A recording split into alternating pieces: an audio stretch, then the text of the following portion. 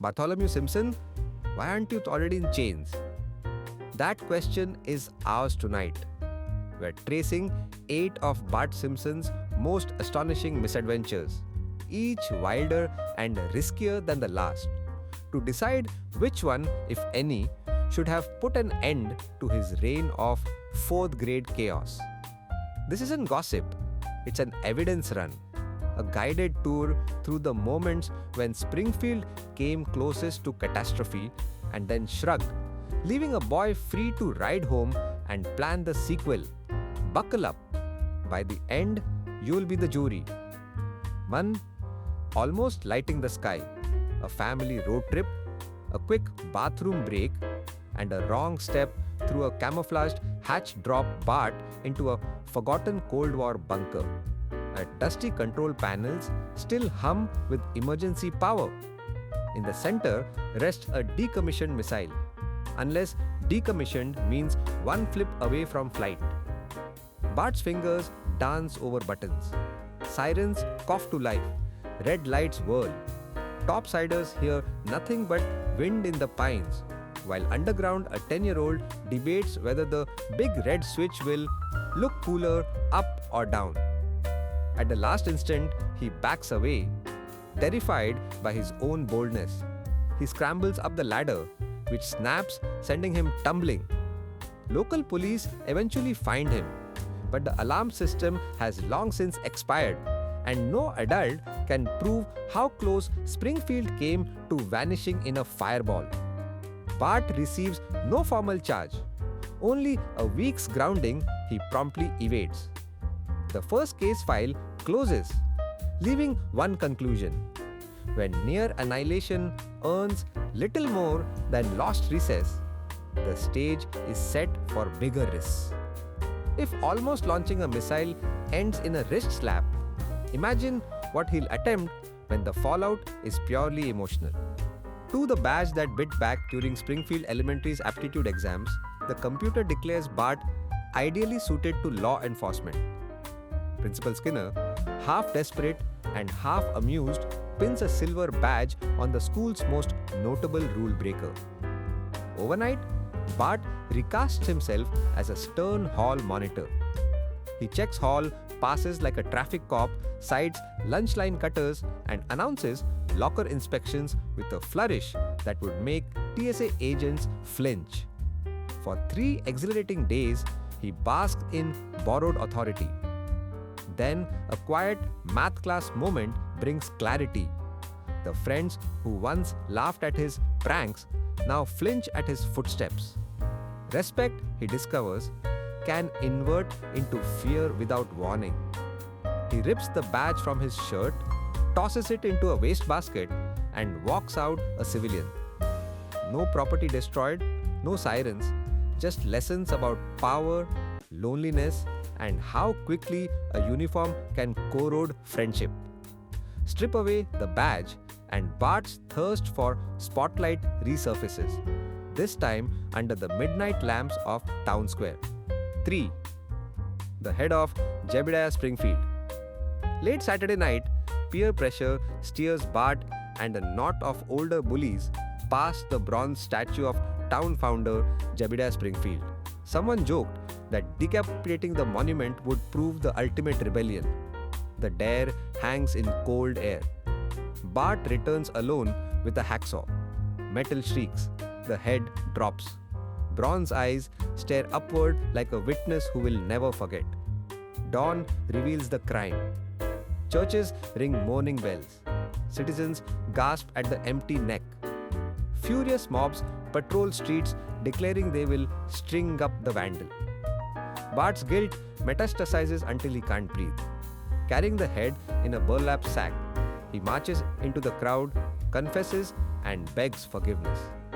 The mob's rage melts into a confused hush. Parents step forward, reminding neighbors that mercy defines their town more than monuments.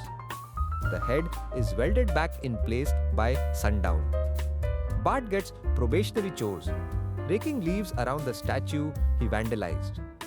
The town forgives, but the bronze eyes are only metal. A teacher's eyes, hurt by false love, will be far harder to face. 4. Woodrow and the empty chair. In Loneliness After Divorce, Miss Krabappel places a personal ad seeking kindness and conversation. Bart intercepts it and replies under the alias Woodrow, composing letters pieced from classic films and half-remembered poetry. Edna's hopes lift for the first time in years. She presses perfume onto paper, picks out a green dress, and reserves a table for 2 at the Gilded Truffle. On the night of the date, candles flicker, water glistens on chilled glasses, and the second chair stays empty. Each passing minute pulls her lower. 40 minutes in, mascara smears an hour, and she whispers to the waiter that she'll be leaving. Outside, gentle rain turns to sleet. Bart, hiding blocks away, watches her exit and realizes that emotional damage can echo louder than broken metal. He writes a careful farewell letter in Woodrow's voice, praising her intellect and urging her to love again. She wipes a final tear and files the letter away, not as comfort, but as proof that hope can bruise. School punishes Bart with detention and mandatory apology. Yet the deeper sentence, knowing he stained a teacher's belief in trust, lingers. He promises himself no prank will ever hinge on heartbreak again, a vow that will bend before long. When guilt over a broken heart feels unbearable, Bart tries redemption by caring for fragile life, only to unleash predators. Way the lizards from the treehouse. A stray BB fractures a mother bird's wing. She falls silent beneath Bart's sneakers. In her nest, he finds 2 blue eggs, glowing with life he fears to ruin twice. He builds an incubator from a desk lamp and cotton, checking temperature hourly. Days later, the shells crack, and out crawl Bolivian tree lizards, invasive, fast, and fond of bird eggs for breakfast. Springfield soon notices fewer pigeon droppings and cheers. Environmental scientists arrive waving charts, warning that unchecked lizards will gut local ecosystems. Town meetings tilt from panic to pragmatism. Pigeons annoy drivers. Lizards eat pigeons. Therefore, lizards equal civic improvement. Bart's accidental infestation is declared a natural solution. Once again, unintended harm becomes community progress, and the boy who should have faced wildlife charges earns applause for eco-innovation. Emboldened, Bart swaps biology for electricity, trading hatchlings for high voltage and curiosity for mortal peril. 6. The chair with the current. Chief Wiggum's master key, able to unlock any door in town, dazzles Bart far more than any badge ever did. One sleepless night, he and Ralph Wiggum sneak into the boarded-up Springfield penitentiary. Rusty hinges groan. Dust motes swirl in flashlight beams. Deep inside, they find the execution chamber, switchboards still labeled main breaker and safety. To Ralph, it's mysterious junk. To Bart, it's a question begging for data.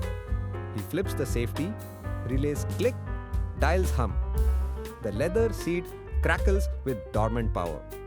Satisfied that it still works, the boys leave, never resetting the breaker. 2 days later, Mayor Quimby reopens the prison as a museum and, for dramatic flair, buckles himself into the chair. Tourists gasp when stage lights flicker. Unknown to everyone, the only reason he isn't vaporized is that Mr. Burns, annoyed by the museum's power draw, cuts electricity to half the city minutes earlier. Reporters blame faulty wiring, shake their heads at aging infrastructure, and file the story under quirky local news. Bart hears and understands the dire math between coincidence and tragedy, but punishment never arrives. Escaping blame once again, Bart turns toward comedy, unaware that finance can snap back harder than any slingshot. 7. The 25-cent autograph that cost millions. Krusty the Clown is Bart's idol. Slapstick, chaos, secret vices. After a live taping, Bart offers a quarter check to secure an autograph. Krusty stamps it with a Cayman Islands shell company and forgets. Weeks later, the bank flags suspicious routing numbers, calls federal agents, and triggers an IRS raid seen by millions. Krusty's assets freeze. His show is pulled. Children stand open-mouthed before blank TV screens. News anchors debate celebrity accountability. Parents field bedtime tears. Bart, horrified by the domino he tipped, hunts the clown down and finds him living on a tugboat under an alias. Bart pleads with him to return, promising that laughter is a debt the town will happily repay. Vanity and nostalgia win. Krusty stages a cathartic comeback special. IRS agents garnish his wages for 40 years, and Springfield celebrates the return of joy. Officially, Bart helped expose fraud.